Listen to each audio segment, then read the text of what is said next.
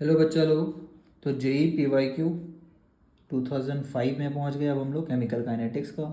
ये भी बहुत ही स्ट्रेट फॉरवर्ड क्वेश्चन है, एकदम एनसीईआरटी के थ्योरी से है। Which of the following statement for order of A reaction is not correct, मतलब फॉल्स कौन है इनमें से। Order can be determined experimentally, ये तो एक 100% ट्रू है। ऑर्डर भाई रिएक्शन को देख के कहाँ पता चलता है, अगर पता चल जाता तो क्यों बार बार क्वेश्चन में दिया होता है कि ऑर्डर ऑफ द रिएक्शन ये है, ऑर्डर ऑफ रिएक्शन ये है।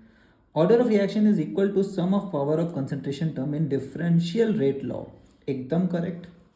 जो डिफरेंशियल रेट लॉ होता है ऐसा वाला, जिसको हम लोग लिखते हैं के into reactant to the power something, है ना। तो यही सपोज ए से बी बन रहा है, तो ये एक्स ही अपना ऑर्डर होता है। ये एक्स एक्सपेरिमेंट से पता चलता है।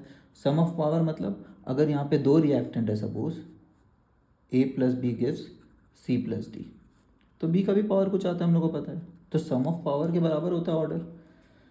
ठीक है, ये भी ट्रू है 100%। It is not affected, it is not affected by the coefficient of reactant. क्या सही बात है?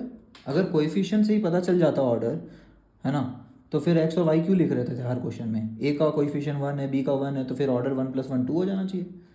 ठीक है, तो it is not affected, true है। कोएफिशिएंट स्टोइकियोमेट्री कोएफिशिएंट से कोई फर्क नहीं पड़ता है इनको। स्टोइकियोमेट्री कोएफिशिएंट क्या होता है पता है ना। ए प्लस बी का कोएफिशिएंट्स क्या है स्टोइकियोमेट्री, 1 और 1।